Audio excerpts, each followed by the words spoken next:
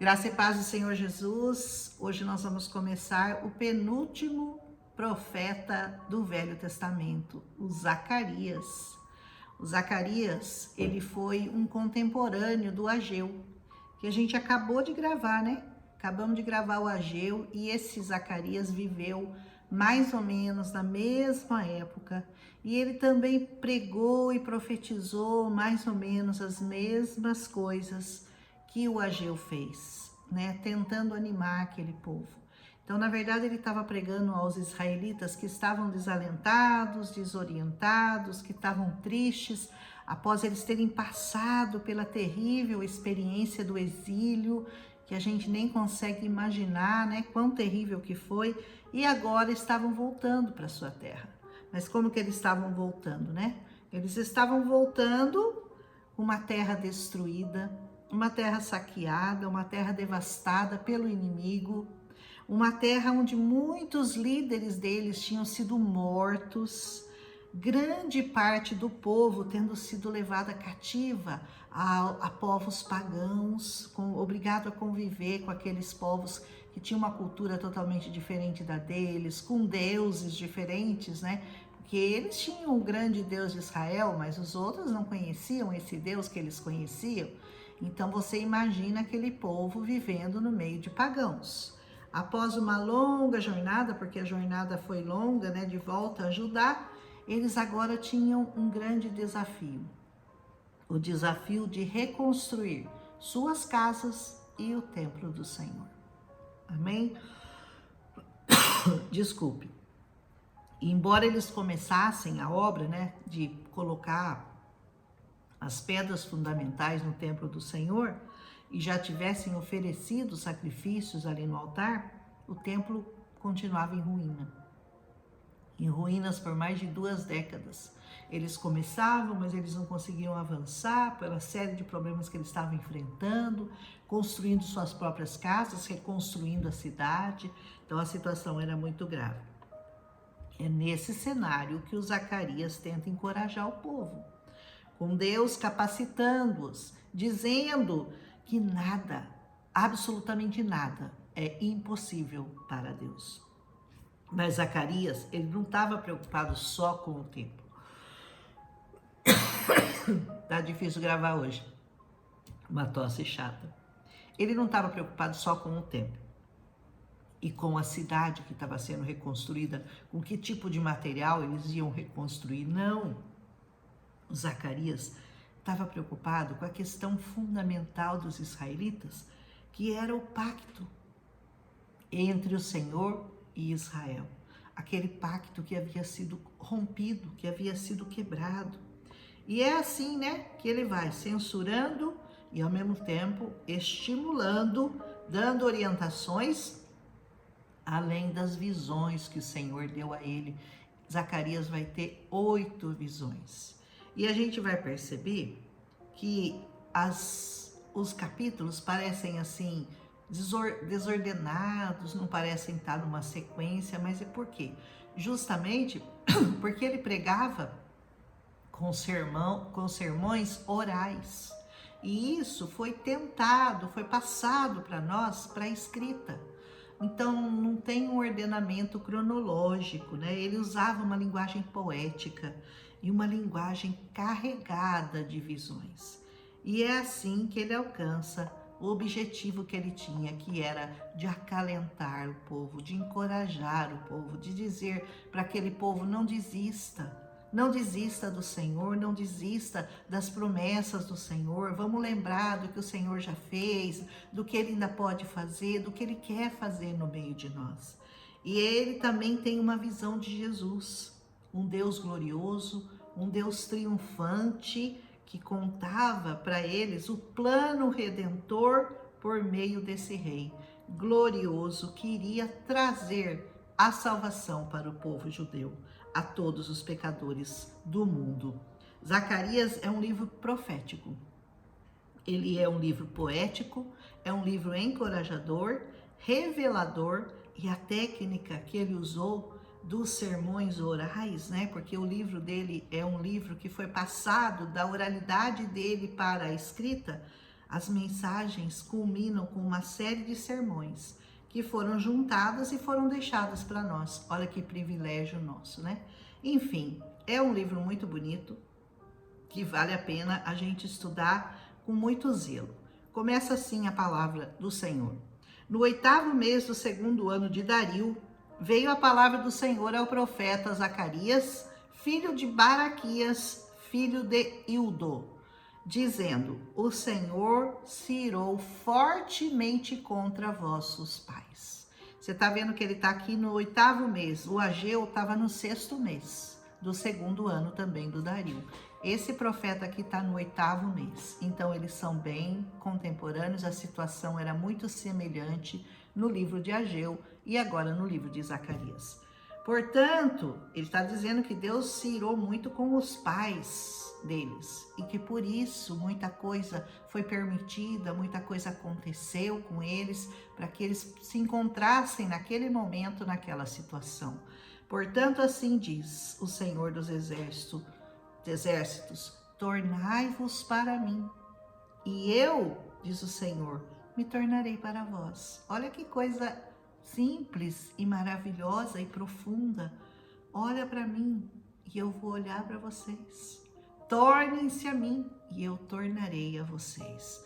É só isso que Deus espera de nós, que nós voltemos os nossos olhos, os nossos ouvidos para Ele, para a palavra dEle. E sabe o que Ele vai fazer? Ele vai também se voltar a nós, como é o desejo do coração do Senhor. Ele diz assim: convertei-vos agora dos seus maus caminhos e das vossas más obras. Mas seus pais não ouviram, seus pais não me escutaram, diz o Senhor. E vossos pais, onde é que eles estão agora? Pergunta o Senhor. E os profetas, será que eles viverão para sempre? Para alertar vocês do que está acontecendo? Viverão eles para sempre? Seus pais já partiram, os profetas estão partindo. Quem é que vai orientar vocês? Quem é que vai continuar dizendo a vocês que vocês precisam se converter? Por isso o Senhor deixou essa palavra. Por isso o Senhor nos convida a nos tornarmos a Ele, a dar ouvidos às palavras dEle, a voltar o nosso coração para Ele. Ele é maravilhoso, né? Porque Ele quer nos curar, Ele não quer nos castigar. Ele não tem prazer em nos castigar. Ele permite, muitas vezes, algumas situações difíceis na nossa vida, justamente para que você volte o seu coração para Ele. Você pensa, ai, Deus me abandonou, Deus me esqueceu, Deus não está vendo minha situação, Deus não está olhando para mim. Ele está, mas Ele quer que você olhe para Ele também. Porque você talvez esteja se esquecendo de olhar para o Senhor. Você quer que Ele olhe para você, mas você não quer ouvir os ensinamentos dEle. Você não quer converter, você não quer se voltar dos seus maus caminhos e olhar para o Senhor, para servi-lo verdadeiramente, inteiramente, completamente, em espírito e em verdade. Contudo, ele diz, as minhas palavras, os meus estatutos que eu ordenei aos profetas, os meus servos, não alcançaram vossos pais? Por acaso eles não ouviram tudo que meus profetas falaram? E eles voltaram e disseram, assim como o Senhor dos Exércitos fez menção de nos tratar segundo os nossos caminhos e segundo as nossas obras, assim eles nos tratou. Que o Senhor está dizendo aqui, olha, o povo entende que o Senhor disse, se vocês andarem nos meus caminhos, se vocês obedecerem os meus mandamentos, se vocês derem ouvido à minha voz, eu virei, sararei a sua terra, cuidarei de vocês e tudo que o Senhor prometeu. Mas tinha um vínculo entre aquilo que eles ouviam e as ações que eles praticavam. Então eles ouviam, mas eles desobedeciam. Eles tornavam a ouvir e tornavam para os seus maus caminhos. Ou seja, eles foram tratados de acordo com as obras que eles praticaram. Como muita gente acontece, né? Ela não entende por que ela está naquela situação, ela não entende por que está dando tudo errado. E quando alguém fala, você precisa se converter, você precisa voltar o seu coração para o Senhor, você precisa olhar para o Senhor. Sabe o que elas dizem? Ai, não, eu tenho minha religião, eu tenho meu Deus, eu tenho isso, eu tenho aquilo, eu não quero me converter. E aí o Senhor vai continuar permitindo, porque Ele não pode agir se você não abrir a porta. Porque a porta que o Senhor está batendo só tem trava, só tem a maçaneta do lado de dentro, que é o seu coração. Não tem maçaneta do lado de fora. O Senhor bate, você abre, porque a maçaneta só você que tem. Se você não abrir, Ele vai continuar batendo, mas você vai continuar sem falar com Ele, sem permitir que Ele entre na sua vida, porque Deus quer entrar na sua casa, entrar na sua vida, entrar na sua família. Ele quer fazer uma obra, mas você tem que deixar, você tem que abrir a porta, e você não está querendo abrir essa porta. É isso que está acontecendo. Diz essa palavra: aos 24 dias do mês 10º, que é o mês de Sebate, lá em Israel, no 2º ano do rei Dario, veio a palavra de novo o profeta Isarias, o filho de Baraquias, filho de Ildo, dizendo: olhei de noite, olha a visão que ele está tendo à noite, e eu vi um homem montado num cavalo vermelho. Olha, a visão dele é profética. Nós já vamos ver essa visão em Apocalipse, em Daniel, o cavalo vermelho, o homem montado no cavalo vermelho, ele está tendo a mesma visão. E ele estava parado entre as murtas que estavam na baixada, e atrás dele estavam cavalos vermelhos, malhados e brancos. E eu disse: Senhor meu, o profeta tentando entender, quem são esses daí? Tentando entender aquela profecia, aquela visão que Deus estava dando a ele.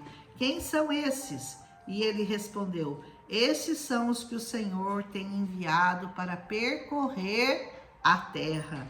E eles responderam ao anjo do Senhor que estava entre as murtas e disseram: nós já percorremos a terra, e eis que toda a terra está tranquila e quieta.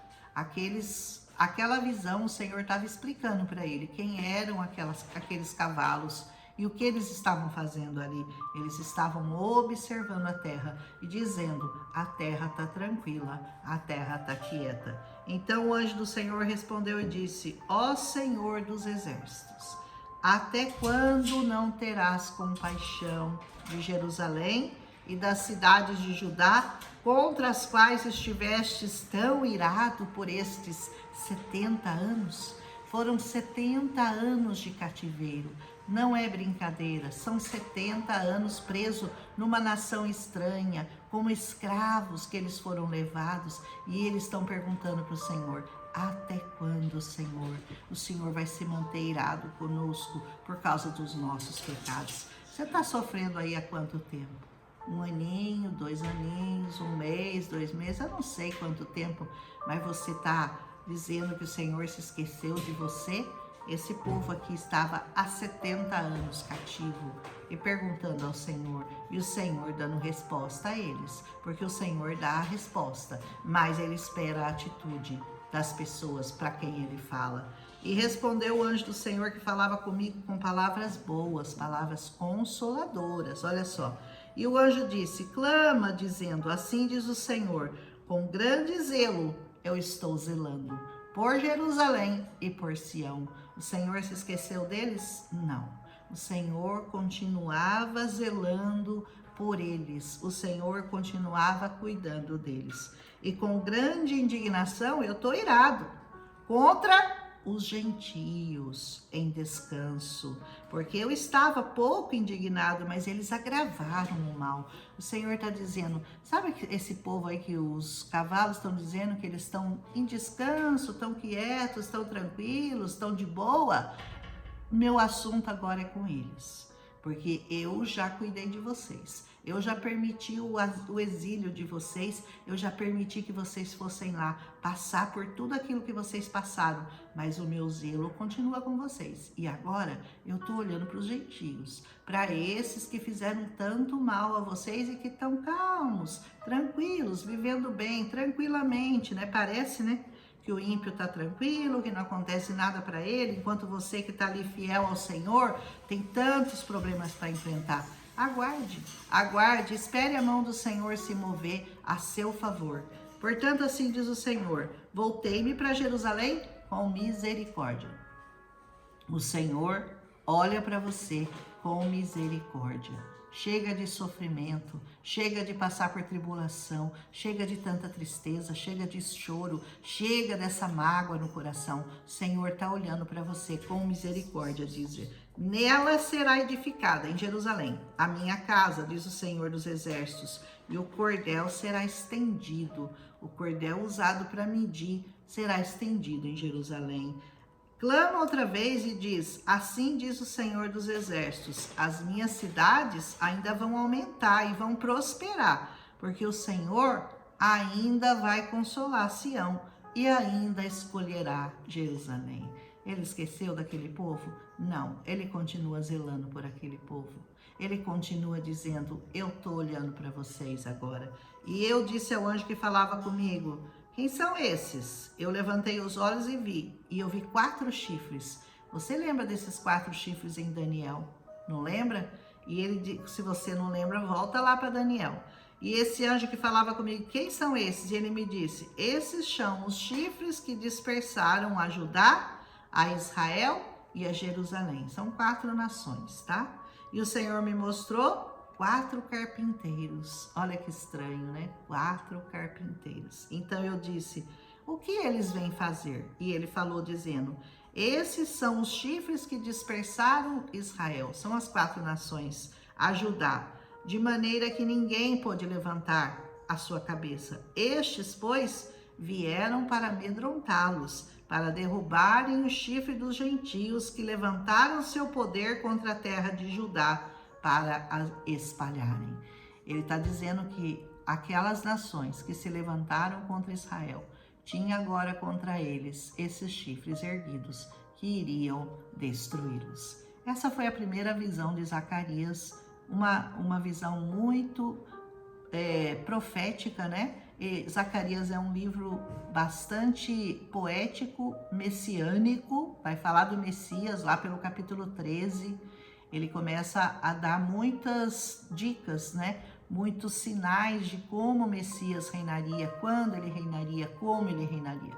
Já estou falando muito, já terminei o capítulo 1, amanhã a gente continua com Zacarias, capítulo 2. Vai ser bem interessante esse livro. Um abraço, são 14 capítulos. Um abraço e até amanhã.